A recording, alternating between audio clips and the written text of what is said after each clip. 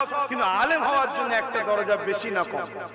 ঠিক তেমন একটা ছেলে মা বাপকে ভালোবাসে কিন্তু হজ করতে পারে না, ও শুধু মা বাপের খাদেম, আল্লাহ তার উপরে রাজি। আর একজন মা বাপকে ভালোবাসে, হজও করেছে, এর দুটো দরজা পেয়েছে। জোরে বলুন সুবহানাল্লাহ।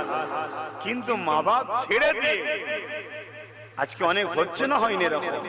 বাপ রে বাপ, এক বাড়িতে বা এক পেটের মধ্যে তিনটে চারটে পাঁচটার জায়গা হলো, আর একটা বাড়ির মধ্যে দুটোর জায়গা হচ্ছে না।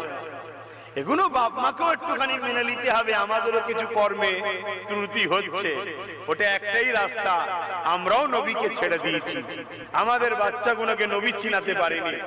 তাই তো আমাদের ছেলেরা রাত দুটোই পটাকা ফুটায়। কি হয়েছে রে বাবা? বলছে আমার দল জিতে গেছে। তোর দল কোনটা? বলছে ব্রাজিল, আর্জেন্টিনা। ওহো, তাই নাকি? অথচ যারা সারা জীবন আমার ইসলামকে মিটাবার জন্য ষড়যন্ত্র করছে, ওগুলো হচ্ছে আমাদের দল। লাও, তাদের জন্য রাত দুটোর সময় জেগে পটাকা বাজাচ্ছে, আর আমার আল্লাহর জন্য রাত চারটেই উঠে একবার দূরে কার নামাজটা পড়তে পারছে না। কেন? আমরা শিখাতে পারিনি যে এটা আমাদের দল, আমরা শিখিয়েছি ওইটা আমাদের দল। কি গো, অসুবিধে হচ্ছে? যুবকরা মনে কষ্ট পেয়েছ? বোঝো আমার সোনার ভাই যুবকরা, এই জিন্দেগি খুব সামান্য, কোনো গ্যারান্টি নেই। আমার আজকেই হয়তো শেষ, কাল সূর্য নাও দেখতে পারি, কোনো গ্যারান্টি তোমাদেরও নেই। ঈশার পরে খাওয়াটা হবে কি তাও কোনো গ্যারান্টি নেই, ঠিক না বেটি? সামান্য জিন্দেগিটা যিনি দিয়েছেন এমনি এমনি দেয়নি, কিছু একটা উদ্দেশ্যে দিয়েছে, এই উদ্দেশ্যটাকে পালন করো।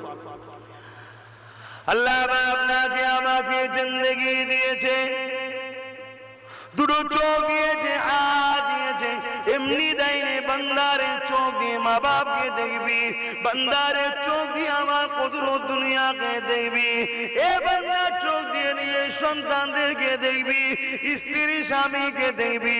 বান্দা বান্দিরে এই চোখ দিয়ে বেশি বেশি করে আমি আল্লাহ আমার কালামুল্লাহ কোরআন শরীফকে বেশি বেশি করে দেখবি। আজকে এতগুলো তো যুবক বসে আছে, বলো কতগুলো যুবক আছো যে এক মাসের মধ্যে একবার হলেও কোরআন শরীফ পড়েছো?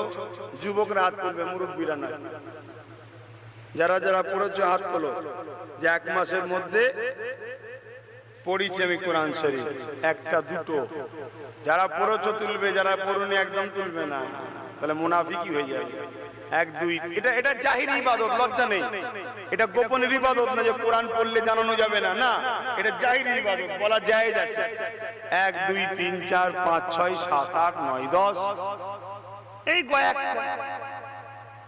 দেখুন এক মাস। আচ্ছা, 2 মাসের মধ্যে কারা কারা কোরআন শরীফ পড়েছে?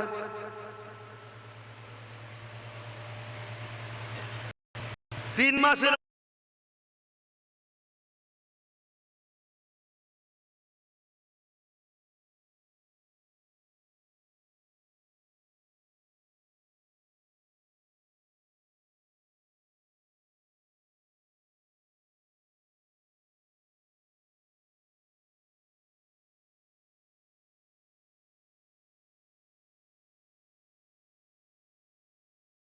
মধ্যে কারা পড়েছেন?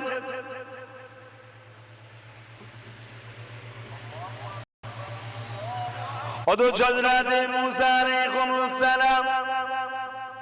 এ যুবকরা শোনো মন দিয়ে, আল্লাহ পাক তোমাকে আমাকে 4